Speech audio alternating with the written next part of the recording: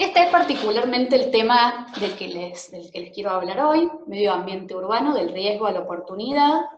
Cuando hablamos de riesgo de impacto ambiental o riesgo ambiental, y en el ámbito urbano se desarrollan una serie de dinámicas que de alguna forma vienen a configurar, a prefigurar la posibilidad, la presencia de determinados impactos ambientales. Esta idea de riesgo ambiental, vamos a tratar de ir acercándonos de manera gradual a este concepto. Particularmente no me gusta tirar datos sin tener un contexto de qué estamos hablando, de dónde viene, de qué ciencia vienen estas temáticas, porque nos pasa a nosotros particularmente que trabajamos en proyectos, que nos quedan estos temas, conceptos o cuestiones relacionadas con el ambiente y la sustentabilidad, nos quedan un poco sueltos, un poco dislocados. Es como que recibimos mucha información, nos bombardean a veces con temáticas ambientales, pasa mucho en el material de estudio, en nuestra disciplina, es el material que es específico en relación al dimensionamiento, a la reducción de los impactos ambientales, a los cálculos de impactos en los ciclos de vida, tanto de los productos como de la arquitectura también.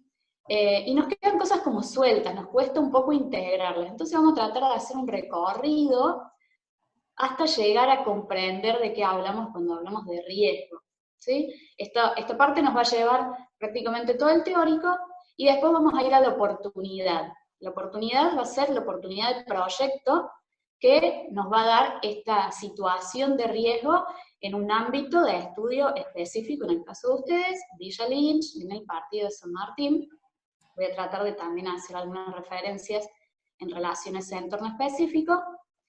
La parte de la oportunidad obviamente es la que más disfrutamos, somos creativos, nos gusta proyectar, no nos gusta tanto estudiar, agarrar el material teórico, leer y todo eso, nos parece un poco engorroso, pero siempre estamos listos para crear, así que esa va a ser la parte un poco más entretenida, y vamos a poder ver algunos ejemplos y algunas áreas puntuales a través de las cuales podemos aprovechar esas situaciones de riesgo en el ambiente urbano para crear, ¿sí? Que es lo que justamente están haciendo ustedes en este taller de urbanismo.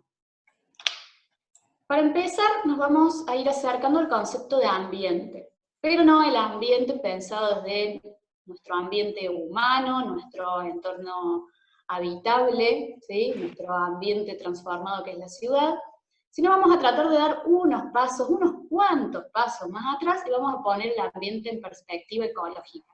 Seguramente se acuerdan, lo han visto en biología, en ciencias naturales, en el cole, lo tienen tal vez por ahí en algún lugar de la memoria y logran refrescar algunos de estos conceptos, pero vamos a tratar de recuperar, de repasar y de ir lo más atrás posible.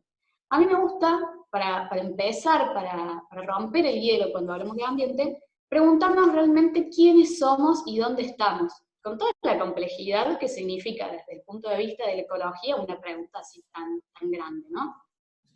Y la respuesta es esta imagen sintetiza el quiénes somos y dónde estamos. Tiene una respuesta única, que es nuestro planeta Tierra. Este es nuestro sistema habitable macro, ¿sí? Nuestra máxima expresión de ambiente y de espacio. Nuestro planeta es un sistema cerrado, ¿sí? No intercambia materia con el exterior desde hace 4.500 millones de años, ¿sí? Desde ese tiempo no entra materia nueva a nuestro planeta, ni tampoco podemos sacar la que ya no nos sirve o no nos gusta, solamente la tenemos que reubicar de alguna forma. Y tampoco podemos agotar la materia porque es finita, no va a llegar, ¿sí? En un satélite o de otro planeta no nos va a llegar materia nueva. Esa materia se recicla, se transforma, ¿sí? Evoluciona dentro de este globo por acción de la energía. La energía que sí recibimos de manera permanente y prácticamente hasta el fin de los tiempos, en los términos de la vida humana va a ser así, es la energía solar, que da origen a todas las otras formas de energía que conocemos. Tenemos una pequeña pérdida de esa energía que recibimos pero es básicamente la que acciona todas las transformaciones en la materia. Decimos que la materia se transforma, ¿sí? Cambia, evoluciona, y la energía fluye. En ese fluir proporciona estos cambios en la materia. Cuando hablamos de materia hacemos principalmente referencia a los escasos 118 elementos que conforman todo lo que hay en este globo, ¿sí? Esos 118 elementos, seguramente se acuerdan de la tabla periódica, esa tabla poco simpática para nosotros, los creativos, que había que aprenderse las denominaciones de los materiales, era simpática por los colores nada más.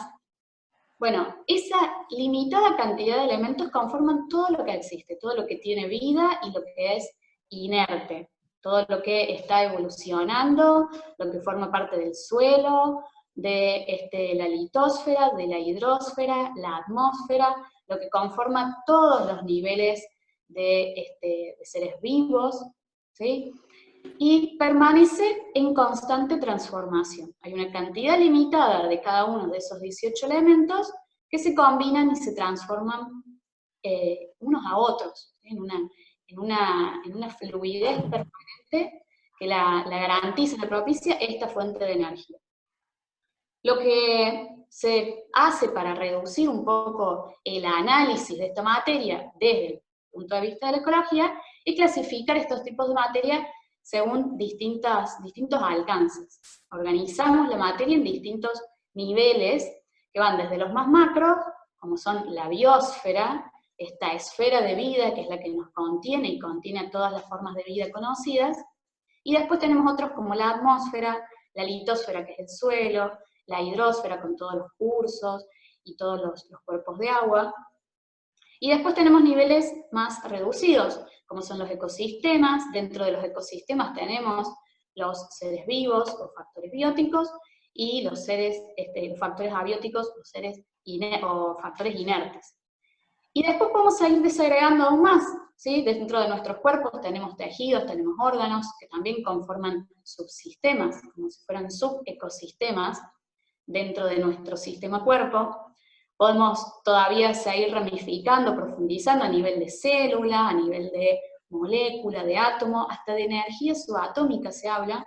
Así que fíjense cómo toda esta materia, que es básicamente la misma, se organiza y se dispone a partir de solo 118 elementos diferentes, pero que adquiere una multiplicidad de formas, no es infinita, es finita, pero que sí todavía no hemos logrado deducirla, descubrirla por completo, y en el camino en que tratamos de reconocerla van surgiendo aún más por producto de la evolución y de los cambios que se producen dentro de nuestro sistema planetario. De manera sintética, ¿sí? Esto vendría a ser como una radiografía de cómo funciona nuestro sistema planeta de una manera casi que ilusoria, ¿sí? Acá no hay impactos, no hay transformación, no hay degradación. Este es el lugar en el que estamos. Decimos que el contexto más amplio es nuestro planeta Tierra, ¿sí? Es cerrado, por eso tenemos esta barrera, esta limitación con el espacio exterior, pero dentro de nuestro planeta tenemos estas otras esferas, estos otros niveles de materia que están permanentemente intercambiando materia y energía entre ellos.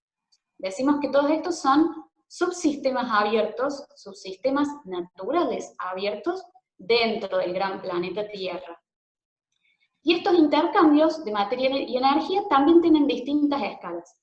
Fíjense, tenemos algunos que son muy elementales, como son nuestra respiración. Nosotros inhalamos oxígeno, exhalamos dióxido de carbono. Ahí ya tenemos un intercambio de materia y energía con nuestro ambiente exterior. A nivel de ecosistema, tenemos otros un poco más amplios y más complejos que involucran a distintos seres vivos y factores abióticos. Algunos tienen que ver, por ejemplo, con las cadenas tróficas, ¿sí? o las cadenas alimenticias. Esta idea de que hay un insecto que se alimenta de una planta. Viene un animal, puede ser un roedor, y se alimenta de ese insecto. Y después viene un mamífero un poco más grande y se alimenta del roedor. Esos son intercambios de materia y energía. A nivel de ecosistema, y también relacionando la biosfera y la hidrosfera tenemos el ciclo del agua, seguramente también se van a acordar del colegio. Llueve, el agua precipita, se acumula en la tierra, luego se van formando los distintos cursos de agua, esta agua corre y se acumula en lagunas, en mares, océanos, que generan estos grandes cuerpos de agua que tienen una superficie que por acción del calor se evapora, va a parar a la atmósfera, esa agua contenida en la atmósfera luego se condensa y vuelve a precipitar.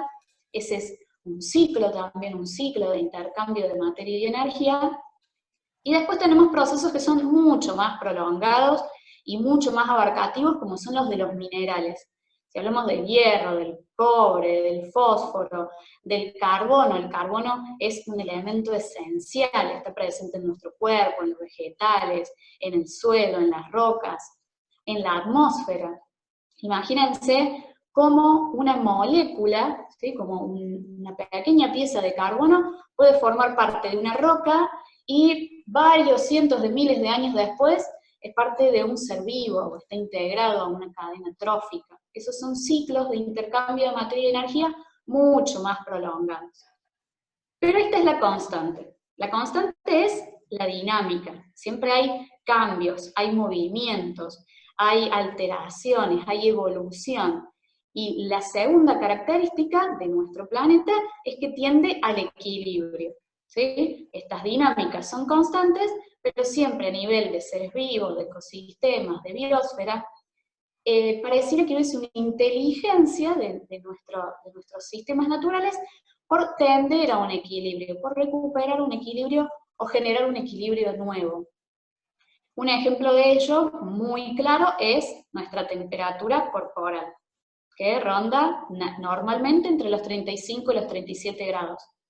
Podemos tener un episodio, una enfermedad, entonces desarrollamos una temperatura mayor, fiebre, como modo de defensa, como mecanismo de defensa, pero pasado ese episodio, ese desequilibrio, vamos a retomar nuestra temperatura normal, de 35 a 37 grados.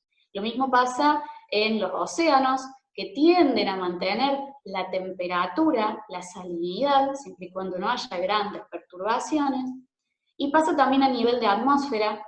Las proporciones de oxígeno, de ozono en la atmósfera, en general son siempre las mismas, siempre se tiende a autorregular este sistema, que es la atmósfera, y estas son las dos características constantes, ¿sí? Son sumamente importantes de mantener y de resguardar en este planeta que, como vemos, en esta instancia no es nada más que una ecografía de lo que sería un planeta sin demasiadas intervenciones. Veamos qué ocurre en este sector particular, en esta relación que se da entre los seres vivos y el ecosistema al cual pertenecen. En la ecología, esta relación entre el ser vivo y todo lo que lo rodea, es decir, su ecosistema, el cual está compuesto de factores bióticos, abióticos, de fenómenos y circunstancias que tienen que ver con estos ciclos de materia, que tienen que ver con el clima, y todas estas condiciones y elementos que vienen a garantizar la supervivencia y la reproducción de un ser vivo, de una población de seres vivos determinados.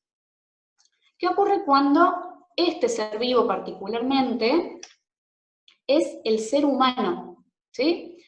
A todos estos elementos de origen natural, estos elementos y fenómenos de origen natural, se le suman nuevas circunstancias. Tienen que ver con cuestiones puras y exclusivamente inherentes a nuestra especie, ¿sí? a nuestra inteligencia humana, a la forma en la que hemos ido evolucionando a lo largo del tiempo. Tiene que ver con la organización social, los valores culturales, y cómo ello viene a configurar la relación que tenemos con nuestro espacio, relación que ha ido cambiando a lo largo del tiempo y que incide fundamentalmente en la transformación que nosotros hacemos del ambiente natural. Este ambiente humano es esa superposición, es la superposición del medio sociocultural que nosotros hemos ido construyendo y que seguimos construyendo sobre un ambiente natural, sobre nuestro ecosistema. Y este ambiente humano es a través del cual logramos satisfacer todas nuestras necesidades. Las más básicas, que tienen que ver con el refugio, el alimento, el sustento, y otras más complejas, la comunicación, el empleo, distintas necesidades o requerimientos sociales, culturales, que cada vez vemos que se van complejizando un poco más, pero todas, absolutamente todas, son finalmente resueltas o atendidas desde los elementos que podemos hacer uso en nuestro ambiente natural. El entorno natural, nuestro ecosistema, nuestro entorno biofísico, es el que satisface siempre, en última instancia, todas nuestras necesidades. Este nuevo ambiente, este ambiente humano, viene a integrarse a la dinámica de materia y energía que existe a nivel planetario. ¿Por qué? Porque justamente nosotros hacemos uso de esa materia y de esa energía. La aprovechamos para satisfacer nuestras necesidades, para alimentarnos, para transformar el suelo, para crear nuestros entornos de vida, nuestros entornos artificiales de vida. Y en algunos casos, como el caso de esta imagen, fíjense que hay una adaptación, hay una alteración del ecosistema, del sistema natural original, pero pareciera que está bastante bien adaptado a la geografía, pareciera que no hay demasiada intervención, porque es una agricultura un poco pasiva, no produce demasiadas alteraciones, es una agricultura que no está industrializada aparentemente, no hay demasiados cambios en ese sistema natural. Pareciera que esta comunidad, si bien ahí vemos una sola persona, pero claro, todo este trabajo en la tierra, estas terrazas para el cultivo de alimentos se han desarrollado a lo largo de mucho tiempo por distintas personas, distintas generaciones seguramente también, pero parecen estar bastante acompasadas, no solamente con la forma de estos elementos, ¿sí? La forma de la tierra, la geografía, la topografía, sino también con las dinámicas ambientales, muy acompasada con los ciclos climáticos, en respeto del resguardo de la vida, a veces de otras especies, que de alguna forma entendemos que sostienen esta posibilidad de producir alimentos, y siempre tratando de resguardar el equilibrio, porque tenemos que entender que son los sistemas naturales los que posibilitan nuestra vida, entonces ese equilibrio lo tenemos que resguardar. Pero en algunos casos esto no es de esta forma tan maravillosa. El ambiente humano no se inserta en las dinámicas planetarias de manera armónica y acompasada, sino que muy por el contrario, se practican intervenciones que alteran fuertemente la biocapacidad de los ecosistemas, esta capacidad de retomar las dinámicas regulares, de retomar el equilibrio. Como ven en esta es una imagen del Amazonas, ¿sí? Donde sabemos se produce una fuerte deforestación de este pulmón de aire, este pulmón de oxígeno planetario, en pro de, bueno, producción agrícola, producción agropecuaria, de trabajar intensivamente la tierra, y estas alteraciones producen impactos tan grandes que no solamente van a tener consecuencias a nivel ecosistémico, sino que por transitividad, porque recordemos que todos estos niveles de materia están sumamente conectados a través de estos ciclos de materia y de energía, por transitividad vamos a estar afectando a la biosfera, a la atmósfera, a la litosfera, al conjunto del planeta Tierra, y también por transitividad el planeta Tierra va a buscar retomar cierto equilibrio, y va a sucesivamente ir impactando en el ecosistema, en el ambiente humano y finalmente en los seres humanos también. Y un poco lo que estamos viviendo en estos días es consecuencia de eso. Lo vemos en las noticias, no solamente en esta situación de pandemia, sino desde hace ya unas cuantas décadas. Vemos cómo empieza a repercutir nuestro accionar tan intensivo sobre el ambiente en nuestra calidad de vida. Cuando hacemos referencia a esta dinámica errática, a estos desequilibrios, decimos que se producen impactos ambientales. A veces se usan como sinónimos, impacto ambiental, problema ambiental. Desde las ciencias ambientales hay claras diferencias, Pero digamos que impacto ambiental es un área de estudio bastante densa, bastante específica, y hace referencia a estas alteraciones en los flujos de materia y energía que se producen por una actividad o una relación de desfasaje en el acoplamiento de nuestro medio sociocultural con nuestro medio natural o ambiente natural al cual pertenecemos. ¿Sí? Esta es un poco la lógica de cómo se producen los impactos ambientales. Y estas alteraciones en la disposición y en los ciclos naturales de los ecosistemas producen daños, a veces irreversibles, muchas veces impredecibles. Hasta hace un ratito hablábamos con Lorena y con Luciana, impredecible cuándo vamos a poder salir a la calle en este contexto de pandemia. Imagínense todo lo impredecible que pueden ser los resultados de estas alteraciones a nivel ambiental. Esto de la pandemia, yo creo que es como una especie de muestra gratis del medio ambiente, como que nos dice, ojo, miren, puede pasar esto, y ustedes de repente no saben cuándo van a poder salir libremente a la calle, ¿sí? Porque el peligro está ahí, un peligro latente. Y estas alteraciones, bueno, obviamente producen daños en la salud humana, agotamiento de recursos naturales y daños ecológicos, alteraciones profundas en la dinámica de un ecosistema, de un bioma, ¿sí? un daño global.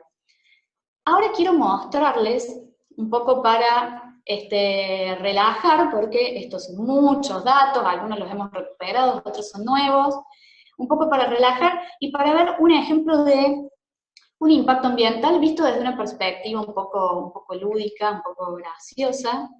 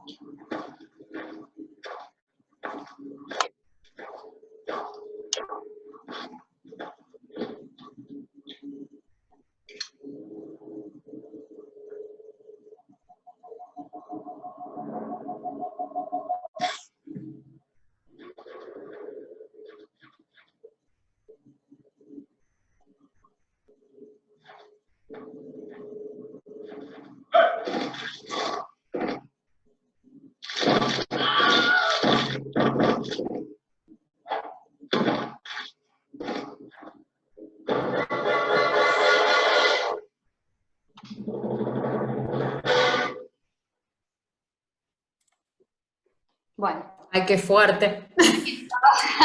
Es bastante fuerte, es Si una... era para descomprimir. porque venimos hablando de muchas cuestiones muy teóricas, pero es una mirada bastante extremista y sarcástica, ¿no? Es muy crítica de, de la realidad y es muy sintética, pero fíjense cómo pasa en primera instancia de un entorno plenamente natural y levemente colorido al principio, y luego transforma todo y lo transforma y lo convierte en una ciudad. ¿Sí? Sí, seguro ahí veían cómo dentro de la ciudad empezaron a surgir carreteras, dinámicas de materiales, de animales, alteraciones, experimentos con animales, como si la ciudad fuese una gran máquina, ¿sí? Una gran máquina que transforma, que procesa y que finalmente termina siendo todo gris, oscuro y lo terminan raptando a los extraterrestres. Este caricaturista, si lo buscan, Steve Katz, después se los voy a mandar el link, pero si lo buscan tiene varios videos de estos, así los pueden ver detenidamente, porque tiene unas referencias así mínimas, muy minuciosas, pero que son súper interesantes, y que de una forma muy sintética nos dice cómo pasamos de una situación en la cual estábamos un poco más amigados con nuestro entorno natural a este entorno sumamente artificial, transformado por completo, más allá de la aniquilación que expresa sobre los animales y el entorno natural, cómo esta transformación nos está llevando a vivir en lugares que pareciera que de natural no tienen nada, ¿sí? Nuestras ciudades que están se han vuelto tan tecnológicas, tan artificiales, pero son al fin y al cabo nuestro ambiente, son nuestro ambiente natural, porque es en ese ambiente donde nosotros continuamos teniendo intercambio de materia y energía, continuamos respirando en ese ambiente. Entonces es importante revalorizar cuál es el rol de este espacio, de estos ambientes urbanos, no solamente en relación a los impactos ambientales que se producen hacia adentro, sino con el resto de las esferas, con los ecosistemas, con la biosfera, con la atmósfera, con todos los ciclos planetarios. ¿Sí? Entonces, ahora nos vamos a adentrar un poco más en esta circunstancia particular que es la ciudad. Esta ciudad, que es nuestro ambiente humano y que dijimos es la superposición del medio construido con el ambiente natural, y que para nosotros, humanos, que vivimos en ciudades, esta constituye nuestro nuevo ambiente natural. Esto tiene que ver con el hecho de que prácticamente todas nuestras vidas pasan y van a pasar en el ámbito de la ciudad, con el hecho de que actualmente algo así como el 80% de la población mundial vive en ciudades. En Latinoamérica eso se acentúa y los pronósticos hablan de que hay un incremento de esas proporciones. Al 2050 se estima que el 90% de la población latinoamericana va a estar asentada en ciudades. Entonces esta ciudad es nuestro nuevo ambiente natural. Y además, porque pareciera que los ecosistemas, los elementos de la naturaleza están fuera. Fíjense que a veces cuando pensamos en medio ambiente, pensamos en esos lugares donde vamos de vacaciones, por ejemplo, donde nos hacemos una escapada del fin de semana. Nadie piensa que su medio ambiente es la ciudad. Todavía es muy difícil llegar a comprender que este ambiente tan transformado, tan artificial, es nuestra nueva naturaleza. Y eso es un hecho, es así. No vamos a volver a las instancias anteriores, es algo prácticamente imposible que volvamos a tener una vida despojada de todas las infraestructuras y todas las tecnologías que hemos ido desarrollando. Entonces este es nuestro nuevo ambiente natural. Y en este ambiente, en este entorno urbano, en este ambiente urbano, suceden algunos procesos que de alguna forma contribuyen al surgimiento de impactos ambientales. Y esto tiene que ver, obviamente, con los desplazamientos y concentración de poblaciones que se dan en el ámbito de la ciudad, con la centralidad y la densidad de los sistemas políticos, económicos, productivos, institucionales, con una variedad muy, muy grande de asentamientos e infraestructuras que son muy diferentes, divergen mucho, si pensamos cómo es el centro y cómo son las periferias, o cómo son los ámbitos periurbanos, esos ámbitos que sirven un poco como de intersección entre la urbanidad y la ruralidad. La complejidad de funciones que dan estas grandes masas poblacionales. En estos días estamos viendo esta cuestión de 500.000 habitantes más o 500.000 habitantes menos. Imagínense esos 500.000 habitantes cumpliendo sus funciones regulares, educación, transporte, salud, trabajo, todo eso superpuesto, todo eso de manera fluida y constante, y a su vez superpuesto con las dinámicas de los sistemas naturales, pero desfasadas de estas, ¿sí? Esto que decimos que nuestro ambiente natural, este ambiente urbano, está desfasado, está desacompasado en relación a los ciclos naturales. Hay transformaciones dentro de esto, de las ciudades, dentro de nuestro ámbito urbano, que tienen que ver principalmente con estos procesos de urbanización, los procesos de transformación de nuestro ambiente, que son constantes, son crecientes, en algún punto son también irreversibles, que se producen de manera permanente, más allá de que hay como oleadas, y lo podemos hacer, lo podemos evidenciar si hacemos un poco una historicidad de la urbanización, y como oleadas, ¿sí? con distintos caracteres que van transformando la ciudad, pero más allá de eso hay cambios permanentes en una escala un poco más reducida. Y hay otro tipo de dinámicas, de transformaciones que tienen también lugar en la ciudad, que son estos ingresos y salidas, estos inputs y outputs. Los ingresos, que regularmente son cosas que entran, que vienen desde sistemas naturales, desde los ámbitos rurales, o desde otras ciudades también, y tienen que ver con los requerimientos que tenemos en la ciudad en relación al agua, al alimento, la energía, las materias primas, materiales de construcción, los bienes procesados.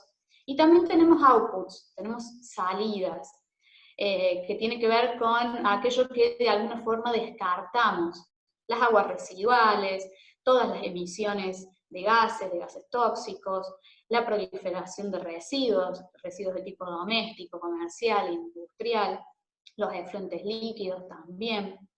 Todo esto entra a dialogar, ¿sí? Porque son en ciclos también de materia y energía muy particulares, solo que en esta instancia son ciclos artificiales, son ciclos creados por las personas, pero entran a dialogar con los ciclos de materia y energía que ocurren a escala planetaria, ¿sí? Que ocurren a nivel de ecosistema, de biosfera, pero también a nivel planetario.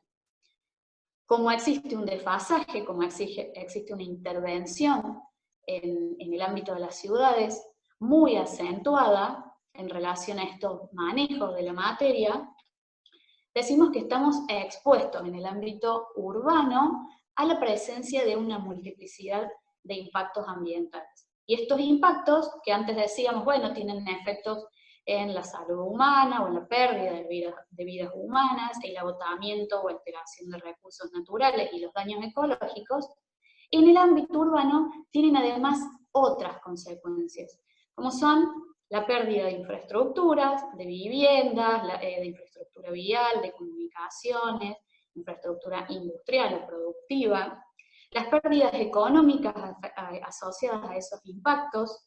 Hoy, fíjense, también lo tenemos de ejemplo a esta situación que estamos viviendo, y estamos todos a nivel mundial preocupados por cuál va a ser el impacto final, el impacto económico de este impacto que estamos teniendo justamente de esta situación de desestabilización, que es un problema ambiental y que es esta pandemia. Y después tenemos otras consecuencias más de índole social, desestabilización social, se acentúan las desigualdades, se producen episodios de violencia urbana, hay desestabilización política y ingobernabilidad. Entonces, resulta que en este ámbito particular, que es nuestro ambiente urbano, los impactos no son solamente ambientales, es bastante más complejo. Tiene que ver con las infraestructuras, las economías, con las dinámicas sociales. Desde las ciencias ambientales, como les dije, el tema de los impactos y los problemas ambientales se estudia muy ampliamente. Seguramente en distintas materias han escuchado hablar del término evaluación de impacto ambiental como un instrumento que valida de alguna forma la instalación de alguna infraestructura o de alguna obra, una obra civil o una obra de gran porte. Y es un tema que aborda fundamentalmente impactos en relación a los antecedentes que hay en una región determinada, a problemas que ya han sucedido con anterioridad, o problemas que se están dando, que se están produciendo en la actualidad. Entonces se trata de evaluar esos problemas y de actuar en consecuencia para resolverlos, pero siempre es una visión, una mirada desde el presente y hacia atrás, porque en gran medida tomamos como antecedente situaciones que ya han ocurrido, ¿sí? Decimos que nos preparamos, por ejemplo, en una ciudad, nos preparamos para un terremoto porque ya hubo terremotos en esa ciudad, ¿sí? Si no hubo nunca, es poco probable que en una ciudad haya sistemas antisísmicos un poco más extremos, como alertas tempranas y ese tipo de situaciones. Frente al cambio climático, nos encontramos en una situación en la cual hay cambios, hay impactos que son un poco impredecibles. Las pandemias, por ejemplo. No nos esperamos estos impactos y no estamos muy preparados para estos impactos que son desconocidos en gran medida.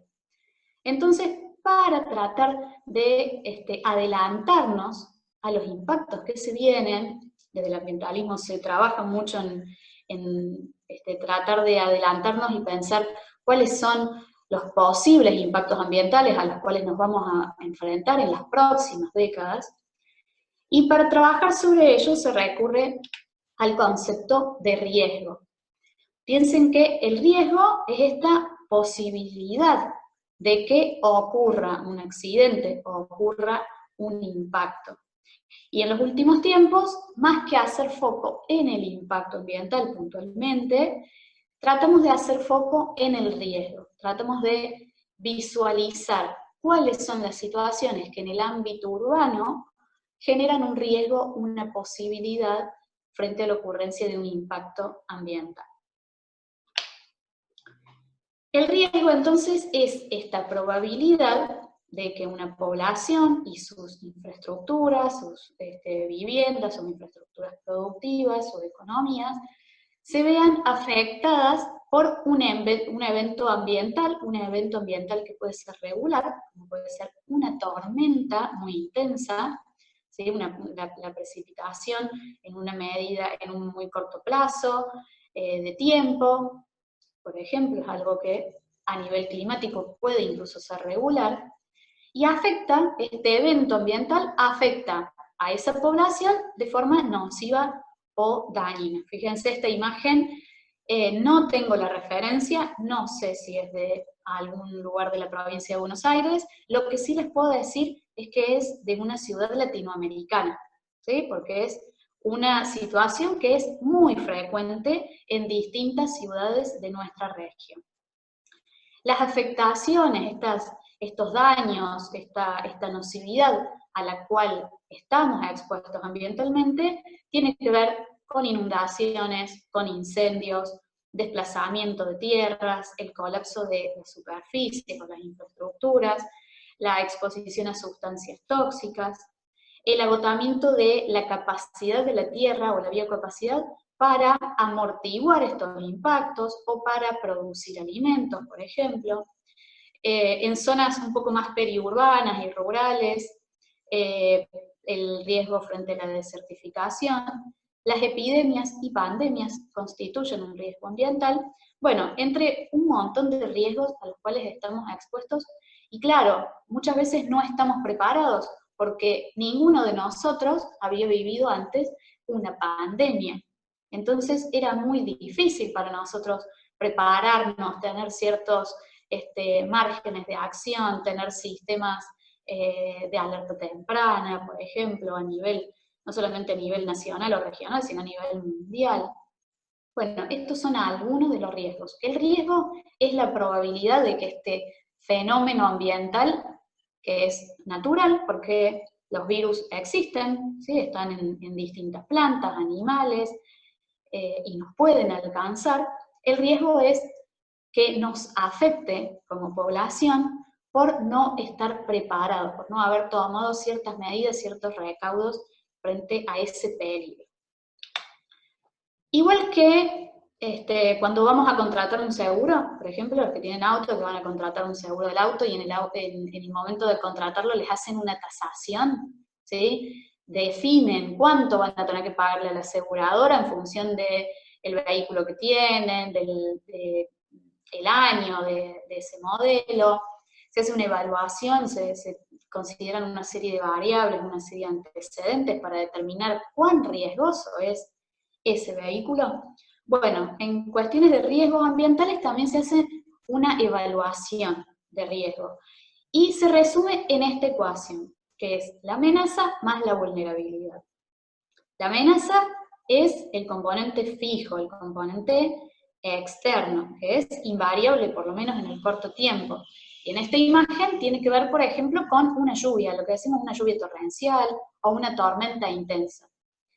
Pese a que sabemos que en el contexto del cambio climático las lluvias se van a volver cada vez un poco más intensas, hay una cuestión que es real y que el clima no lo podemos manejar, ¿sí? No lo podemos modificar, no podemos decir, no quiero que este año llueva por encima de cierto nivel en la ciudad de Buenos Aires. Es algo imposible de manejar. Es posible de prever, pero imposible de manejar. Y por el otro lado tengo la vulnerabilidad, que es la susceptibilidad, ¿sí? La condición de debilidad, si se quiere, frente a estas amenazas. Y este es el componente variable, el componente interno, y es la variable que yo tengo que tratar de reducir. En estas evaluaciones de riesgos, la amenaza se puede monitorear, se puede analizar, se puede prever, ¿sí? Se hacen estimaciones de cómo va a ser el clima este año, tanto en el ámbito urbano como en el ámbito rural, en función de qué es la zona donde se producen los alimentos, pero no puedo hacer nada, no la puedo modificar. Sin embargo, la vulnerabilidad sí, y esa es la variable con la que nosotros vamos a trabajar. Desagregando y entendiendo un poco más estos dos componentes, dentro de las amenazas, de estos fenómenos físicos o actividades que potencialmente pueden causar un daño, pero que ocasionalmente no, porque no todas las tormentas fuertes producen inundaciones, por ejemplo. Tenemos algunos de estos eventos son de origen natural, ¿sí? Estos fenómenos o procesos naturales que se dan en la biosfera, y otros que son de origen tecnológico y están asociados a procesos o actividades tecnológicas o industriales. Dentro de las amenazas naturales tenemos a su vez una segmentación: amenazas hidrometeorológicas, tormentas severas de viento o tormentas eléctricas, sequías, heladas, estas olas de frío, olas de calor, ¿sí? Que seguramente tanto ustedes en Buenos Aires como en Córdoba son términos que en dos momentos del año muy marcados empezamos a escuchar estos términos, decimos la ola de calor o la ola polar. Fíjense, ahora ya no vamos acercando el invierno y en cualquier momento en las noticias dicen se viene una ola polar. Después tenemos otras amenazas que son de tipo geológicas, tienen que ver con los movimientos tectónicos, los movimientos que ocurren en la litosfera, terremotos, tsunamis, actividades volcánicas, el colapso de superficies. Y después tenemos las amenazas biológicas, los brotes de enfermedades y el contagio a través de la ingesta principalmente, y el contacto con plantas y animales. Y dentro de las tecnológicas tenemos las de tipo industrial, es decir, la contaminación por exposición a cierta actividad industrial, actividad o plantas nucleares o actividad radioactiva, la toxicidad a través de cierto tipo de desechos que pueden ser muy nocivos, los accidentes industriales o tecnológicos, exposiciones, derrames, incendios que se dan en el ámbito urbano y que tienen origen en algunos sectores o algunas industrias, inclusive. Y esto principalmente les quería hacer hincapié en este tipo de amenazas, considerando que ustedes están trabajando sobre un tejido que es mixto, ¿sí? Que hay comercios, hay viviendas y hay industrias también, industrias que están activas. Y por el otro lado tenemos la vulnerabilidad, ¿sí? Esta condición latente, potencial, esta susceptibilidad frente al impacto de las amenazas. Y esta vulnerabilidad puede ser tanto física, si vemos en la imagen, esta vivienda tan precaria es una condición de vulnerabilidad física, ya que ante una situación como puede ser una tormenta, un viento muy intenso o una especie de tornado, esta vivienda es más vulnerable frente a otras, ¿sí? A una vivienda que está regularmente construida. Entonces esto hace la vulnerabilidad física. Y después tenemos otras cuestiones que hacen a la vulnerabilidad económica, las macroeconomías o las microeconomías, estas dinámicas que también se dan un poco de poder en el ámbito económico, y las vulnerabilidades sociales, el acceso al poder, la distribución de poder, las acciones públicas. Estas otras estos otros dos tipos de vulnerabilidad, económico y social, fíjense que resultan muchas veces en vulnerabilidad física.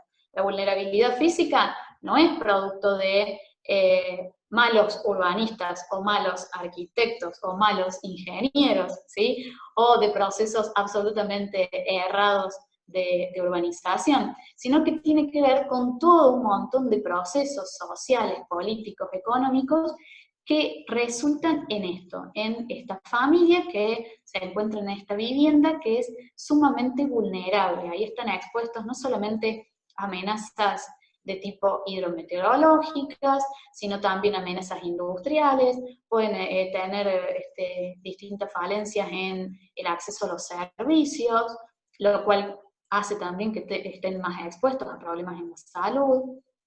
Bueno, en fin, esta construcción de la vulnerabilidad física se asienta un poco en estas otras cuestiones que son de índole social, ¿sí? O sociocultural.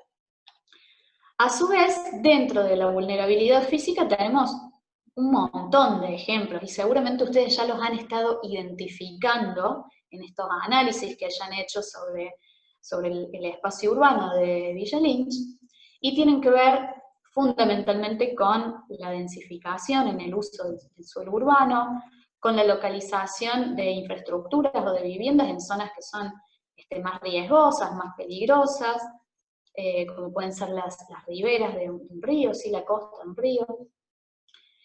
Los sistemas deficientes en el drenaje pluvial, cuando llueve, esos sistemas son insuficientes en cuanto a captación de agua y son a veces deficientes también porque se atascan, porque hay muchos residuos sólidos, entonces impiden que el agua de lluvia fluya con normalidad, ahí es donde se producen las inundaciones. Con las construcciones y el asfalto en lugares de natural infiltración pluvial, fíjense que nuestras ciudades están impermeabilizadas, prácticamente no hay suelo natural, no hay cobertura verde capaz de absorber el agua de lluvia. El agua de lluvia simplemente corre a través del asfalto, corre a través de las calles. Estas escorrentías no solamente van a colapsar, van a hacer colapsar las calles, sino también hacen que las cotas de inundaciones de los ríos suba, se incremente, porque en un periodo muy breve de tiempo el agua llega rápidamente al río, entonces las cotas de inundaciones se tienen que prever siempre por encima de las cotas naturales. Después hablamos de los riesgos que hay en las edificaciones, en la infraestructura urbana, muchas veces sin protección, la proliferación de residuos sólidos, de tipo doméstico, comercial, fundamentalmente, algunas deficiencias en los sistemas de distribución de energía, fíjense esto de tener el tendido eléctrico aéreo, que frente a un viento que tal vez puede considerarse regular, o puede estar un poco intensificado por la acción del cambio climático, pero que nos expone no solamente al riesgo de que se corte la luz o que se corte por un periodo prolongado, sino que puede haber afectaciones en la salud humana, ¿sí? frente a esta situación. Y después, bueno, un montón de vulnerabilidades físicas que realmente se construyen. En el ámbito de la ciudad la vulnerabilidad se construye, a veces por negligencia, a veces por malas decisiones, y a veces simplemente porque no estamos preparados, no estamos entrenados para ver estas situaciones de peligro. Veamos en detalle cómo se construye el riesgo ambiental, y esto nos va a servir para deconstruirlo, ¿sí? Para pensar cómo podemos hacer para menguar, para disminuir estas vulnerabilidades, para hacernos un poco menos susceptibles a las distintas amenazas ambientales. En este cuadro vemos lo que se considera el modelo de construcción del riesgo. Esto es un modelo de construcción del riesgo. Fíjense cómo sobre el riesgo, tanto las amenazas como las vulnerabilidades ejercen una forma de presión. Acá en el medio, en este espacio del riesgo, está la población, ¿sí? La población que habita una determinada ciudad. La amenaza, dijimos, amenazas de origen natural o de origen tecnológico, las vulnerabilidades físicas, y todas estas presiones dinámicas, ¿sí? Todas estas vulnerabilidades sociales, políticas, económicas, y todo esto va ejerciendo presión y va acrecentando las situaciones de riesgo, fundamentalmente en el ámbito urbano. Vemos puntualmente algunos ejemplos. Si decimos el riesgo es el riesgo de una inundación en una zona urbana. Una zona urbana que puede ser una zona urbana de tejido mixto, así de específico como lo están trabajando ustedes. ¿Cuál es la amenaza? Bueno, hay distintas, hay que analizar, puede ser una lluvia intensa, una marejada, la corriente del Niño, seguramente han oído hablar, estos ciclos climáticos que tienen que ver con una mayor precipitación, ¿sí? un incremento en el régimen pluvial. Puede ser también un aumento del nivel del mar, lo que ocasionaría una inundación fluvial. Estamos un poco más interiorizados actualmente en esta cuestión de que por el calentamiento global se están derritiendo los hielos polares y eso hace que el nivel del mar vaya aumentando y puede generar inundación, sobre todo en ciudades costeras. Tenemos distintas amenazas. El riesgo es el mismo, el riesgo es la inundación. Y la vulnerabilidad es la vulnerabilidad que se ha construido, tiene que ver con esto, con que el suelo ya no tiene capacidad de absorción, el suelo urbano está plenamente impermeabilizado, con, ya lo dijimos, las infraestructuras de desagüe que son deficientes, con estas problemáticas en las dinámicas socioeconómicas que resultan en asentamientos humanos en zonas críticas como son las riberas o las costas de los ríos, donde muchas veces se urbaniza en áreas que son cotas de inundación natural. Situaciones de incendios urbanos, incendios no a nivel de incendio doméstico, sino que tiene que ver más con un nivel de escala o de propagación urbano que generalmente son ocasionados por algún tipo de comercio o industria. ¿La amenaza cuál es? Generalmente son olas de calor, puede ser una tormenta eléctrica, la corriente de la Niña que acentúa la temporada seca y con eso el incremento de las temperaturas también, el cambio climático que nos va a exponer a temperaturas más altas, después puede haber otras amenazas que tienen que ver fundamentalmente con no solamente con el cambio en los regímenes climáticos, sino con algunas cuestiones que hacen fundamentalmente al desempeño de alguna actividad humana particular y que es particularmente peligrosa. Tiene que ver con la ubicación de una industria, por ejemplo, en el ámbito urbano.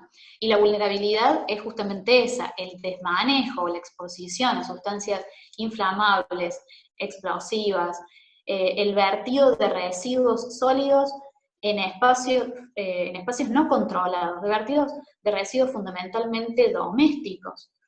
Tenemos prácticamente en todas las ciudades sistemas de recolección de basura que es de origen doméstico, comercial, industrial. Está bastante desarrollado ese aspecto, por lo menos en las grandes ciudades de la Argentina, pero en contextos donde hay asentamientos urbanos irregulares, se producen estas acumulaciones de residuos sólidos que pueden dar origen a incendios urbanos. Entonces, esa es la situación de vulnerabilidad y es el espacio donde hay que trabajar.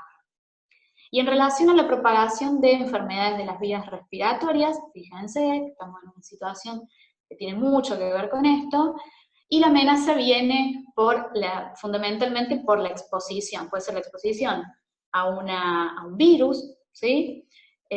Como es el caso del coronavirus en la actualidad, o la exposición a sustancias industriales que son particularmente peligrosas, tóxicas, nocivas.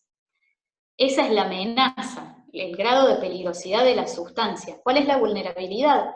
Bueno, pueden ser fumigaciones en las zonas periurbanas, pueden ser estas industrias que se asientan a veces de manera irregular, en zonas densamente pobladas.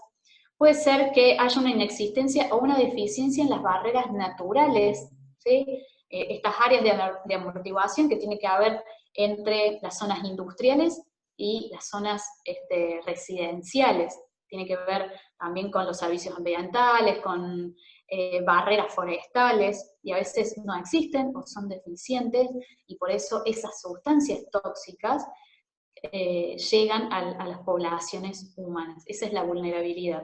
En relación particular al coronavirus, obviamente el riesgo es de contraer esta enfermedad. La amenaza es un virus que ha pasado a las poblaciones humanas, porque era un virus común en una especie animal. En la medida en que estos virus van pasando a las poblaciones humanas, bueno, ahí se convierten en una amenaza para nuestra salud. Y la vulnerabilidad en este caso no tiene tanto que ver con el desarrollo de los procesos urbanísticos o con las infraestructuras o las infraestructuras de servicios, sino que tiene que ver más bien con las alertas tempranas. Imagínense que China hubiese dado aviso a tiempo, ¿sí?, sobre la peligrosidad de esta enfermedad. Bueno, ahí esa fue una situación de vulnerabilidad. Imaginemos también que en todos los países del mundo hubiese sistemas de salud lo suficientemente preparados. Bueno, distintas vulnerabilidades que no tienen tanto que ver con la condición física, sino más con cuestiones de políticas, cuestiones de salubridad puntualmente. Y este tema, que seguramente de ahora en más se va a tratar y se va a hablar mucho, tiene que ver con la cooperación internacional, con el diálogo internacional en situaciones de emergencia. Ahora ya estamos preparados, ya frente a otra pandemia ya vamos a saber qué hacer. El tema es trabajar sobre las vulnerabilidades justamente para prepararnos para lo impredecible, porque hoy es una pandemia. De acá a unos cuantos años, pueden ser 10, pueden ser 20, 30, puede haber otras situaciones las cuales nunca antes hemos vivido y que nos llevan a colapsos, no solamente en la salud, sino a nivel ecosistémico, de infraestructuras urbanas, colapsos económicos y sociales. Entonces, resumiendo, decimos, la amenaza está dada, no la puedo controlar, por lo menos en el corto plazo no puedo decidir cuánto va a llover este año. Lo puedo analizar, lo puedo monitorear, puedo tratar de tener previsto a nivel en relación anual o en relación a los ciclos de cosecha, por ejemplo, decir, bueno, en este ciclo cuánto va a llover, va a haber olas de calor, cuáles van a ser las temperaturas máximas esperadas, pero no lo puedo manejar. Pero a la vulnerabilidad sí, a la vulnerabilidad la tengo que deconstruir. Y para eso utilizamos este término que es la capacidad, que es aprovechar todos aquellos elementos, aquellos factores positivos de nuestras ciudades y de nuestras poblaciones humanas que aumentan la habilidad, la capacidad de respuesta frente a estas amenazas. Y esa respuesta viene dada desde nuestras disciplinas, obviamente, por la respuesta del entorno físico. Habrá otras respuestas que son más de índole social, económica, pero en nuestras disciplinas proyectuales vamos a trabajar sobre puntualmente cómo hacer para que esa comunidad y su entorno físico puedan estar preparados, puedan afrontar esas amenazas naturales y tecnológicas de manera eficiente. Y fíjense, dijimos, la vulnerabilidad ejerce una presión, la amenaza ejerce una presión, y las capacidades van en el sentido contrario. La capacidad le va a restar fuerza a la vulnerabilidad. Vamos a tratar de restar este componente, ya que a este no lo puedo modificar. Bueno, estas son ya algunas herramientas con las cuales se trabaja en riesgo de impacto ambiental y que seguramente a ustedes les van a servir. Lo primero que se hace es generalmente evaluar un inventario ambiental, ¿sí? Un inventario de amenazas y de vulnerabilidades, que vendría a ser algo como esto. Ustedes ya tienen un montón de información seguramente del entorno que están analizando, lo pueden volcar o pueden trabajar a nivel de ideas con lo que ya están analizando, y esa información se vuelca en esta cartografía del riesgo, así se llama, cartografía de riesgo o mapas de riesgo ambiental. Esto es, bueno, en Estados Unidos, fíjense, donde de manera muy general se hace foco en cuáles son las zonas que están más expuestas a incendios, zonas que están expuestas a inundaciones, sequías, donde hay riesgo frente a tormentas de nieve extremas, o riesgos de inundaciones, tornados, huracanes, fríos, ¿sí? Estos fríos polares, estas olas de frío polar, fríos extremos. Bueno, es muy sintético, pero es una forma de trabajar la cartografía de riesgo. Y en la Argentina también hay algunos elementos que ya nos dan cuenta de esto. Fíjense acá particularmente en AMBA, tenemos la iconografía, esto también se los voy a adjuntar en la carpeta de Drive para que ustedes lo tengan. Y fíjense las amenazas. La primera que vemos es un hombre con un barbijo, o una persona con un barbijo. O sea, no es tan novedoso esto de la pandemia, solamente que el común de las personas no estábamos educadas, no estábamos preparadas o advertidas sobre estos peligros. Pero el primero que aparece es el hombrecito con el barbijo. Bueno, la amenaza es la presentación, la posibilidad de que se presenten en este territorio epidemias, brotes, pandemias, y que por la particular densidad poblacional presentan un riesgo en los principales centros urbanos. Fíjense que no en todas partes del país. De hecho, hoy hay ciudades en las cuales se puede salir a pasear o a dar una pequeña caminata durante una hora, y en otras ciudades, nosotros que vivimos en grandes centros urbanos, no lo vamos a poder hacer, porque esa condición de centralidad, de densidad urbana, hace que seamos muy vulnerables frente a la amenaza del coronavirus. Después tenemos la exposición con materiales tóxicos, ¿sí? Otra de las amenazas, las inundaciones en esta zona, los tornados y tormentas eléctricas, y las olas de calor. Y después acá tenemos un mapa también bastante detallado de las principales zonas que frecuentemente tienen inundaciones de tipo fluvial y costero. Estos son algunos elementos con los cuales ustedes pueden trabajar, ¿sí? De lo que ya tienen analizado, tal vez a partir de este teórico pueden abrir un poco más y simplemente empiezan a conectar, ¿sí? Empiezan a conectar ahí las neuronas, la información, dice, ah, sí, mira esto que yo releveo que había visto, pero no le di mucha importancia, en realidad es una amenaza o es una vulnerabilidad en este ámbito particular, y eso lo pueden ir volcando a estas cartografías de riesgo. Y en relación a la capacidad, ¿sí? esta capacidad de proyectar de manera sostenible, de manera resiliente, propiciando un asentamiento que sea más acorde, más acompasado en relación a los ciclos naturales de materia y energía, tiene que ver con esta oportunidad de proyecto, de poder revalorizar lo que tenemos o de poder transformar, en algunos casos vamos a transformar ciertos sectores de la ciudad, les vamos a dar mucha más relevancia, mucho más protagonismo desde el punto de vista ecológico, y fundamentalmente yo lo desagrego, lo hago hincapié a partir de estas 5 áreas, que me parece que son súper interesantes para trabajar en el ámbito de proyecto y tiene que ver justamente con algunos de los temas que ustedes me mencionaban al principio, movilidad, residuos, transporte, servicios ambientales, en fin. Vamos a ir viendo algunos pequeños ejemplos en cada uno de estos temas. El primero es agua y alimento. Agua y alimento en la gestión del riesgo, en toda la bibliografía, en toda la documentación que se maneja en torno a las ciencias ambientales, agua y alimento es lo principal.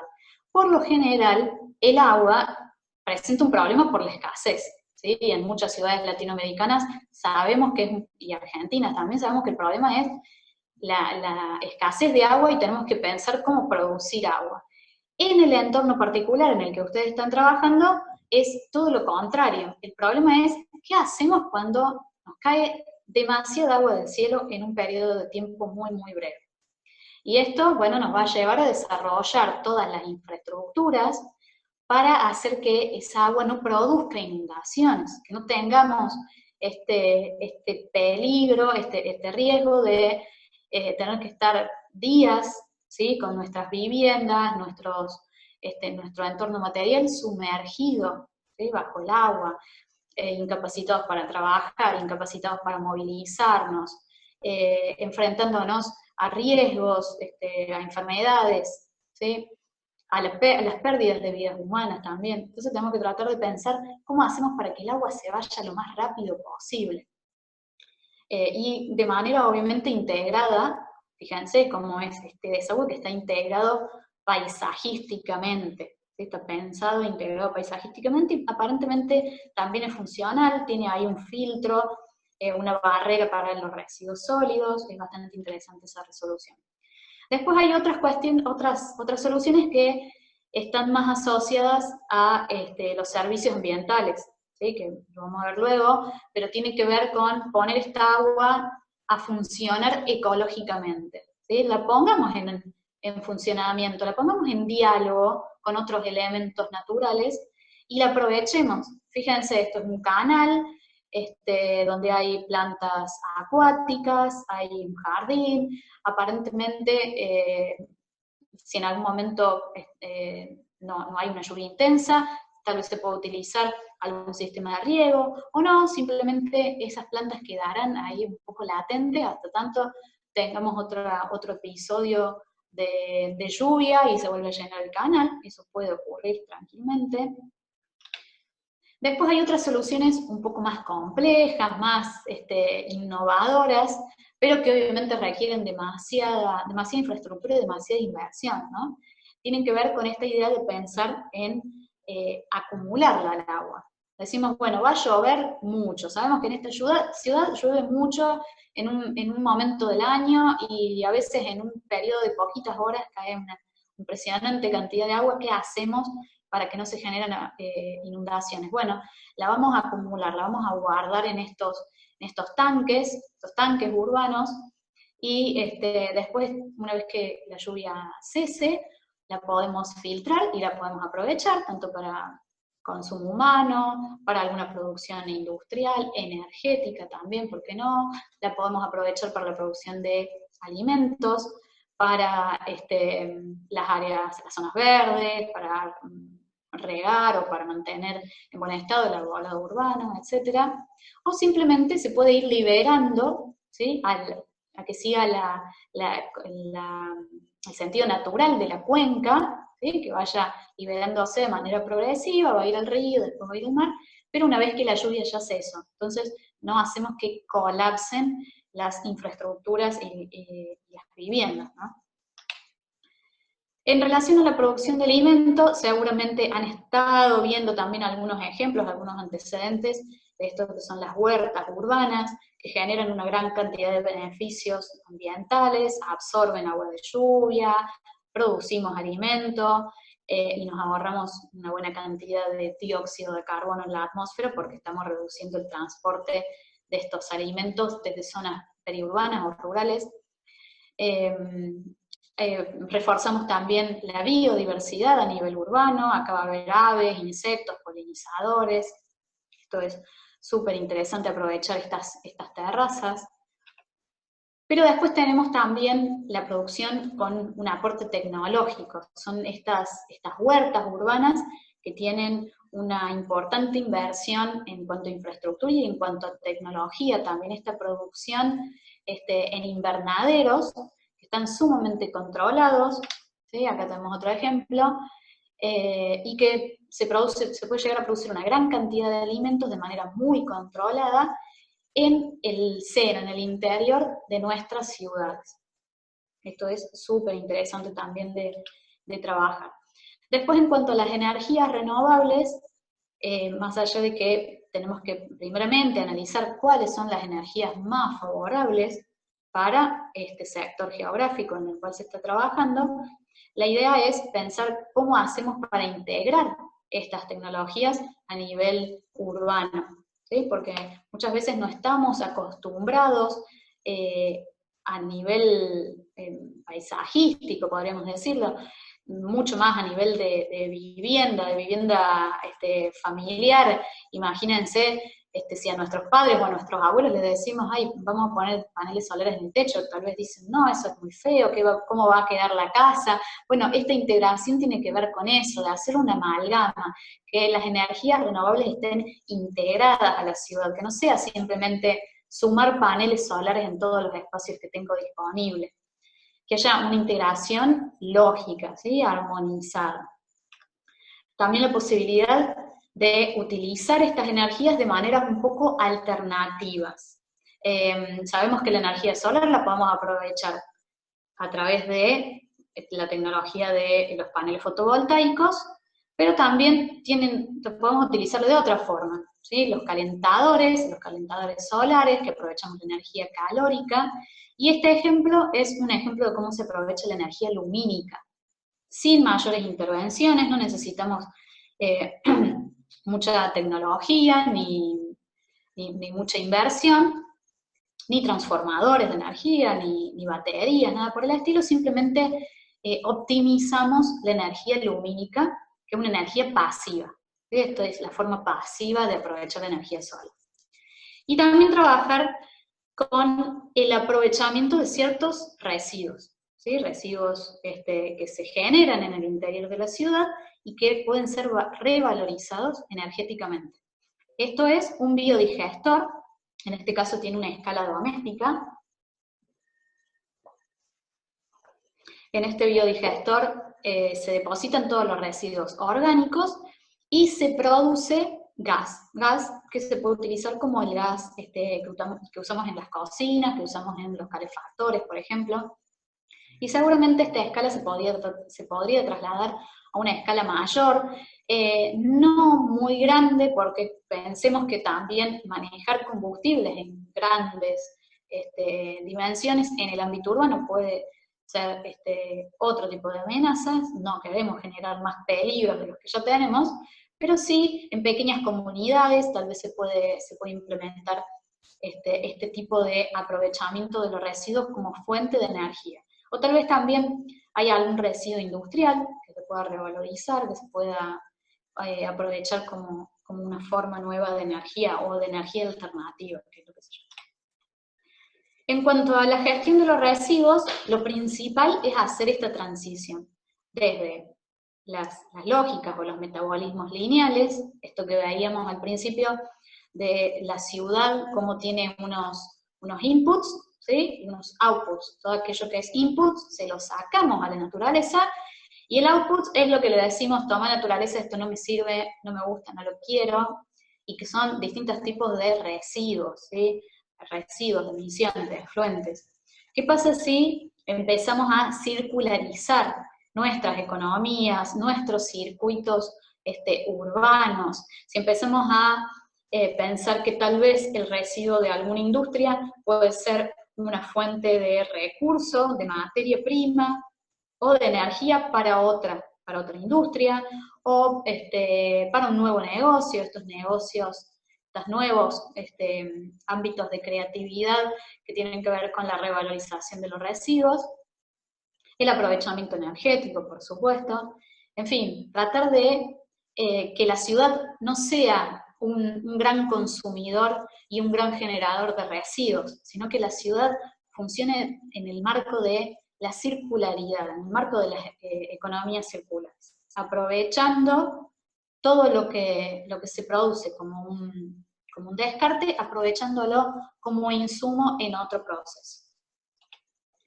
La gestión de residuos, uy, ahí sí. ¿Qué pasó ahí?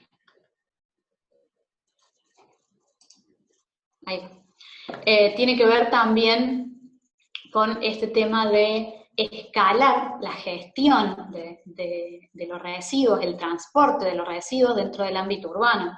Nosotros generalmente como consumidores, como ciudadanos, decimos, bueno, saco la basura y después ya es problema de otro, ¿sí? Es como alguien se lo va a llevar hasta el SEAMSE. La verdad es que tenemos que desarrollar infraestructuras para responsabilizarnos un poco más de los residuos que se generan, tanto a nivel doméstico, comercial o institucional, como a nivel industrial, y podemos generar en esta escala en la cual ustedes están trabajando, escalabilidades, es decir, estos puntos intermedios en el cual yo puedo despachar de alguna forma los distintos residuos que se van generando y que tienen un valor, una potencialidad para ser aprovechados por otras industrias u otros procesos, los puedo dejar ahí y alguien puede venir y recogerlos y hacer un uso eficiente, sacar algún provecho económico de esos residuos, y esto funciona dentro del ámbito urbano, ¿sí? No pensar que yo genero el residuo acá y eso después va a parar al vertedero, sino generar tantos niveles como sean necesarios en la escala urbana, tantos niveles intermedios en esa logística de residuos, que posibiliten el reaprovechamiento de esos residuos, fundamentalmente todo lo que es residuos sólidos. Y también en esta escala con la que ustedes están trabajando, puede ser posible esta cuestión de las 3 R's, que seguramente las han escuchado: reducir, reutilizar y reciclar. Ahí está, reducir, reutilizar y reciclar. ¿Cómo con la escala urbana puedo aplicar estas reglas? ¿Cómo puedo hacer uso de infraestructura que está en desuso y generar nuevos espacios, generar nuevas infraestructuras? No necesito dinamitar, volar un edificio o una fábrica que está inutilizada y generar una absolutamente nueva a partir de materias primas que antes no han sido utilizadas y que están recién salidas de la naturaleza, por así decirlo. Este ejemplo es un ecobarrio en Mallorca, en el cual se ha aprovechado distintos elementos de la infraestructura que estaban en desuso, se han aprovechado para generar algunos espacios públicos, plazas, y también se utilizan en algunos circuitos de tipo paseos, espacios donde se fortalece también el uso de la movilidad sostenible, bicisendas, ese tipo de espacios.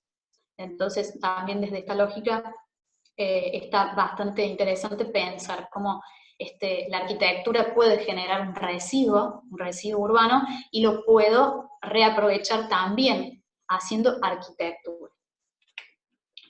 En cuanto a la movilidad sostenible, creo que lo más interesante, más allá de, no les voy a hacer un decálogo de todas las opciones que hay en cuanto a movilidad sostenible, lo que sí me parece interesante recalcar es que tenemos que intentar que en las ciudades haya la mayor diversidad posible, la mayor cantidad posible de tipos de movilidad, y que esas formas de movilidad estén interconectadas, de forma tal que yo pueda hacer de repente un trecho en bicicleta, un trecho caminando, un trecho en un vehículo motorizado, en un transporte público o en un vehículo compartido.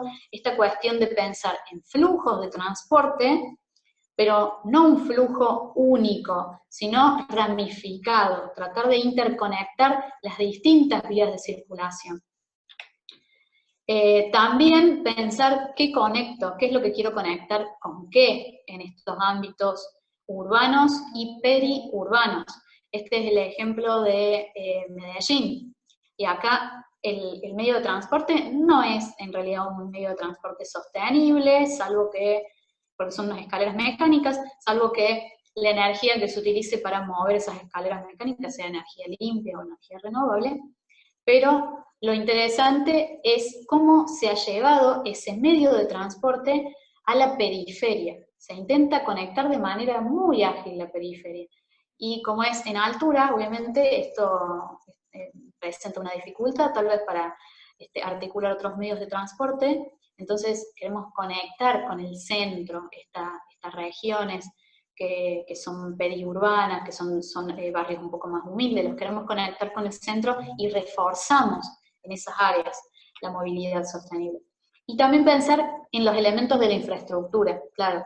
Si yo digo, bueno, quiero garantizar que la población utilice bicicletas o bicimotos o autos eléctricos, bueno, tengo que disponer todos los elementos de infraestructura urbana que me posibiliten eso, ¿sí? Que me garanticen que los ciclistas o los que tengan algún auto que utilice energía renovable o una moto, tengan acceso a en distintos puntos de la ciudad a algunos elementos fundamentales para realizar alguna reparación, para abastecerse de energía, etc. Y en cuanto a los servicios ambientales, bueno, acá se refuerza la idea de poner la naturaleza al servicio de las dinámicas urbanas. Reforzar el arbolado urbano, recuperar cobertura vegetal. Fíjense que esto no solamente que es muy placentero caminar por esas ciudades donde hay arbolado, donde hay vegetación, sino que además tiene un montón de beneficios ecosistémicos. Todas las situaciones climáticas extremas, las tormentas, las olas de frío, las olas de calor, se ven amenguadas, se ven disminuidas las vulnerabilidades de la ciudad frente a estas condiciones.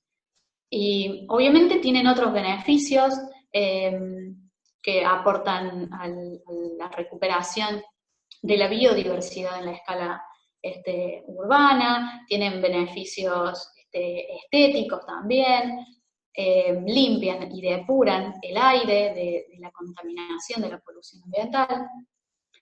Esta idea de fortalecer también el paisaje a través de estas infraestructuras que tienen mucho que ver con la ecología urbana, y que no solamente son exponer árboles, ¿sí? O aprovechar una terraza, sino fíjense cómo esto está llevado a otra escala, a una autopista, y qué diferente es ver una autopista solo de hormigón, una autopista toda gris, que verla plagada de verde.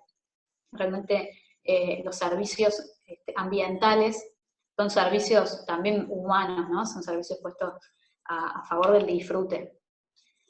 Y bueno, esto es un ejemplo de una integración un poco mayor y más compleja. Si acá vemos los canales, que pueden ser canales artificiales creados con el fin de que en situaciones de lluvias intensas no colapsen las infraestructuras por inundaciones, y además han articulado con huertas, se puede articular con huertas urbanas, o con recuperación de arbolado, o cobertura verde, ¿sí? Ahora bien, hasta acá llegamos con esta parte teórica. Espero no haberlos cansado, no haberlos agobiado. Después van a tener todo para releerlo más tranquilos, y después vamos a ir atendiendo las consultas. Pero para hacer un corte, nuevamente, les voy a compartir otro video, ¿sí? Del mismo autor que vimos hace un ratito. Nos tenemos que preparar. Se tienen que preparar sus corazones. Fundamentalmente, Preparar el corazón. cuento algo. El video que vimos anteriormente se llama Men, hombre. Y el que vamos a ver ahora se llama Men 2020, ¿sí? Tiene días, nada más de vigencia, es súper nuevito, así que, bueno, a ver, es un poquito más breve, lo vamos a compartir y fíjense qué interesante esta nueva perspectiva.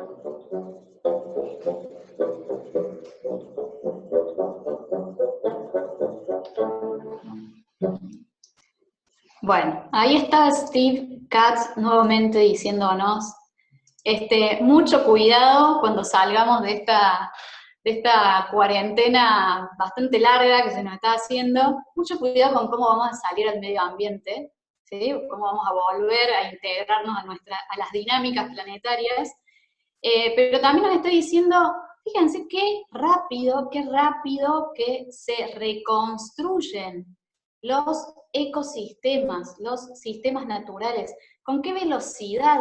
En pocos días nosotros dejamos de emitir una gran cantidad de dióxido de carbono, de contaminación sonora por todos los medios de transporte, por todas las industrias que han cesado las actividades, y cómo muy rápidamente distintos animales están recuperando territorio. O sea, a mí realmente esto me sorprende, me alivia y me pone muy feliz ver que realmente los animales parecieran no tener barrera, y eso significa que la vida ecológica, ¿sí? No tiene límites. En cuanto nosotros cesemos, en cuanto nosotros nos retraigamos, seamos un poco más mensurados en nuestras intervenciones sobre el ambiente, realmente la vida se va a recuperar de manera muy ágil y de manera frondosa. Es como si le damos lugar a esos, no digo a esos animales, pero sí a las aves, a las plantas, y le hacemos lugar en nuestras ciudades. Qué rápido, y lo estamos viendo en estos días, se reproduce, ¿sí? Como que la vida natural le gana a todo, como una cosa fantástica, y me parece muy, muy hermoso. No veo preguntas en este chat. ¿Qué está pasando? Espero que las tengan todos ahí anotados, que hayan apuntado todo. Bueno, les doy este ratito para que vayan viendo qué dudas les han quedado, y mientras vamos a pasar al ejemplo, este caso testigo. Tal vez quieran decir algo y se animan más a decirlo que a escribirlo. Ah. No sé.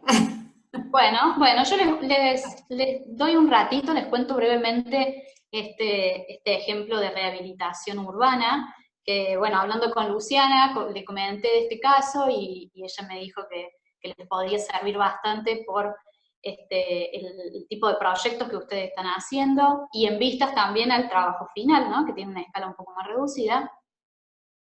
Y, a ver...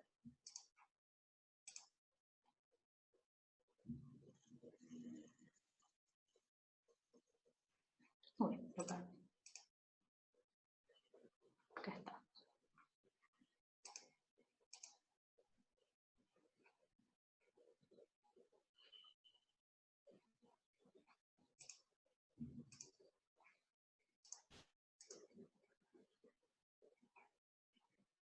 Un minutito, esto de las tecnologías. A ver si vamos. Ahí estamos. Bueno, este caso es el caso de la Plaza Víctor Chivita en la ciudad de Sao Paulo, Brasil.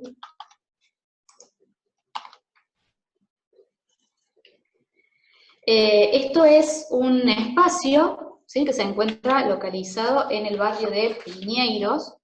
Es un barrio muy, muy cercano al centro, al microcentro de la ciudad de Sao Paulo. Sao Paulo, para quien la conoce y para quien no, el Gran Sao Paulo tiene algo así como 22 millones de habitantes, es una mega ciudad. Y este barrio está muy, muy cerquita del microcentro. Es un barrio tradicionalmente residencial, pero en los últimos años va adquiriendo un perfil un poco más comercial. Hay muchos edificios ya de oficinas comerciales, edificios institucionales. Es un barrio realmente muy pintoresco, está muy, muy pegadito a uno de los ríos que atraviesan la ciudad. Está muy cercano también a la ciudad universitaria, la USP, la Universidad de Sao Paulo. Pasearlo es hermoso, recorrerlo a pie, es un barrio muy bonito. No es un barrio que suele ser como, no tiene como lugares o puntos turísticos en general, pero para quienes viven en Sao Paulo es un lugar bastante, bastante lindo, muy, muy apetecible, muy, muy agradable. Durante algo así como 50, 60 años, funcionó en este espacio, en el espacio que hoy es la Plaza Víctor Chivita, un incinerador de residuos urbanos y residuos patógenos. Estas imágenes que vemos acá es el incinerador, ¿sí?, que en ese espacio que está pintado en naranja, ese es el espacio de la actual plaza. Ahí funcionaba este incinerador, Vergueiro era el nombre, funcionó durante 60 años, y fue cerrado en el año 2002, ¿sí? Porque debido obviamente a que se implementaron nuevos sistemas de gestión y tratamientos de residuos, tienen un vertedero de residuos en la zona periurbana de Sao Paulo, que también es súper interesante porque hacen aprovechamiento energético de los residuos, está bastante bien. Entonces se desactivaron y otros incineradores de residuos. Desde el 2002 empezó a funcionar este local, porque todo el edificio quedó inactivo. Empezó a funcionar una cooperativa de catadores, se llama allá, de recolectores de residuos urbanos, que hacían ahí la diferenciación, la clasificación de residuos y la compactación. Cerca del año 2005, entre el 2005 y 2007, empezó a gestarse la idea de aprovechar ese espacio para ponerlo al servicio de la comunidad, ¿sí? Tratar de abrir algún espacio público. Y hubo varias alternativas, algunas más de índole comercial, y otras que tenían que ver más con esta idea de generar una plaza, un espacio de uso público. Y finalmente, en el año 2007, se comienza el desmantelado, ¿sí?, de todas las actividades que se desarrollaban, fundamentalmente estas que tenían que ver con la clasificación de residuos por parte de los recolectores, y se empieza a trabajar sobre el análisis, ¿sí?, el estudio de los riesgos que presentaba este lugar para desarrollar cualquier otro tipo de actividad. Y acaba desarrollándose y aprobándose este proyecto, que es el proyecto de Museo Abierto de la Sustentabilidad. ¿Sí? Se aprueba y se comienza a llevar a cabo este proyecto. Imagínense, ya tiene más de una década, y los primeros pasos que se tuvieron que concretar para llevar adelante este proyecto tuvieron que ver justamente con evaluar cuáles eran las amenazas en este espacio, que tenían que ver con el nivel de toxicidad que había, tanto en el edificio, en la infraestructura, como en el suelo. ¿Qué había ocurrido? Durante los años de funcionamiento del incinerador, todos los residuos iban a parar, ese es el incinerador, la torre, ahí estaba el horno, todos los residuos, es decir, todas las cenizas, ¿sí? Producto de la quema de residuos sólidos y de residuos patógenos, imagínense residuos hospitalarios, que tienen un gran nivel de peligrosidad. Bueno, el resto, las cenizas de esos, eran esparcidos por todo el terreno, ¿sí? Tanto en las superficies que tenían un piso, que ya tenían una cubierta, como también en las zonas, si ven un poco más adelante, hay unas zonas de arbolado, donde hay suelo, suelo natural. Bueno, ahí eran esparcidas las cenizas.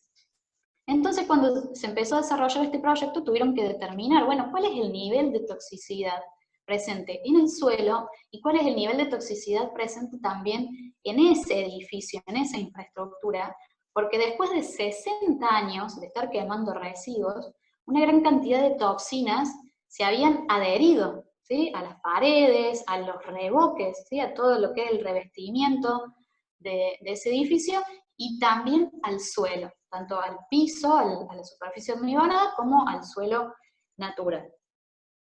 Lo que se resolvió a partir de allí, primeramente fue, bueno, la remoción de muchas superficies, los pisos de concreto, en el interior se removieron las capas de revestimiento, los revoques, hasta detectar, o sea, se iban removiendo hasta detectar niveles salubres, ¿sí? Donde se detectaban niveles mínimos de toxicidad o incluso se llegaba a una nulidad, no había presencia de elementos tóxicos.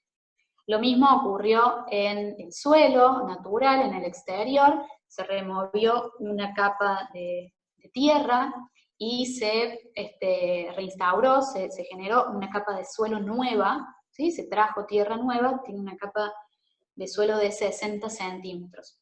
Pero pese a eso, en el ambiente, en el espacio exterior, ¿sí? En toda esta área arbolada, la toxicidad, pese a haber removido la tierra, la toxicidad seguía presente, no solamente en el suelo, sino también en algunas plantas. Entonces se resolvió generar este deck, ¿sí? Que es este deck elevado para la circulación de las personas, para que no estén expuestas al nivel de toxicidad que aún está presente en el suelo. Hay estimaciones de que en unos 10 o 15 años más, por la misma acción de las plantas, ¿sí? Que tienen distintos espacios ahí, distintas plantas fundamentalmente nativas en la plaza, por la misma acción de esta vegetación, ese suelo se va a ir recuperando. Pero mientras tanto no se puede dejar ese espacio cerrado, inerte, inmovilizado, que está en desuso, entonces se recurrió a este deck. Además, bueno, ahí se ve un poco mejor cómo es esta estructura, es una estructura metálica que sostiene el deck. Obviamente cuando se llegue a detectar que el suelo ya está recuperado, este deck se va a remover, ¿sí? Y además funcionan en el museo un sistema de eficientización de energías, ¿sí? Se utilizan energías renovables. Hay un sistema de filtración de aguas servidas y un sistema de irrigación por gravedad también, ¿sí? Y hay control de emisiones tóxicas. Todo eso se fue implementando y desarrollando en el proyecto. Finalmente, este espacio de uso público tiene distintos usos en distintas partes, si bien es bastante reducido. En el exterior hay espacios para talleres educativos infantiles, hay un escenario cubierto, a ver si hay una imagen del escenario, bueno, no sé si... No hay imagen del escenario, pero hay un pequeño escenario con camarines y hay gradas para 250 personas, un playground, un espacio de juegos infantiles, bueno, acá hay también un espacio para actividades deportivas, para hacer ejercicios, hay una plaza de ajedrez y juegos interactivos, un centro de la tercera edad, hay jardines verticales, jardines hidropónicos, un laboratorio de plantas. Más recientemente ha empezado a funcionar una huerta agroecológica y hay también un espejo de agua con plantas acuáticas y peces, ¿sí? Y en el interior, que también ha sido absolutamente rehabilitado, fíjense cómo las paredes, esas columnas han quedado, parecen descascaradas, todo el interior es así, parece que no terminaron de revocarlo, ¿no? Tuvieron que quitar distintas capas de revestimiento en distintas, no hay una imagen, pero en distintas partes en el interior, tal vez allá en el fondo, si se logran ver, están los ladrillos expuestos. Y en el interior, bueno, funciona un núcleo de investigación, una sala de exposición y cursos, y el Museo de la Rehabilitación, que este es un espacio que ha sido rehabilitado, una rehabilitación arquitectónica y urbanística también, ¿sí? Entonces es súper interesante. Hay una parte del museo, en esta parte donde funcionaba el horno y es donde se hacía la incineración, donde no se lograron reducir los niveles de toxicidad en las paredes, ¿sí? Entonces esa área está vidriada, ¿sí? Está sellada, y simplemente quien visita el museo se puede asomar, ¿sí? Y ver que están ahí los restos, algunas pequeñas infraestructuras que servían para la quema, y ha quedado como un museo. Esa parte sí ha quedado intacta, pero el resto de la infraestructura ha sido plenamente revalorizada. Obviamente la vulnerabilidad en este caso estaba dado por la fuente de toxicidad, ¿sí? La posibilidad de ver expuestas a las personas a elementos tóxicos, en una zona que está densamente poblada y donde no hay realmente muchos espacios parquizados, muchos espacios públicos, y como también hay una población adulta y hay una población de la tercera edad bastante grande en este barrio, un barrio, uno de los barrios más añejos de Sao Paulo. Entonces, bueno, tratar de recuperar este espacio para que puedan hacer actividades, deportes, etcétera, sin estar expuestos a estos riesgos, ¿no? A estos peligros.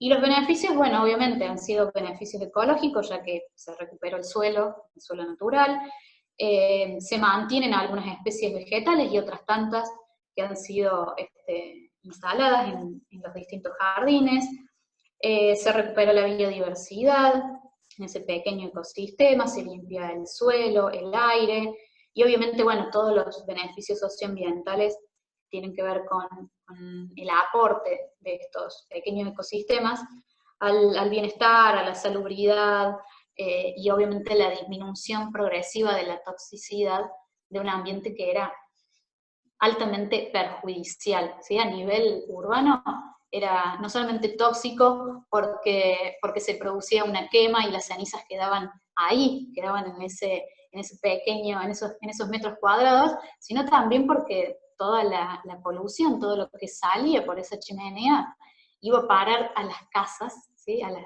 casas de los vecinos, entonces también había un riesgo ahí muy grande, una actividad sumamente impactante sobre la salud. Bueno, eso es todo, eso ha sido todo por hoy.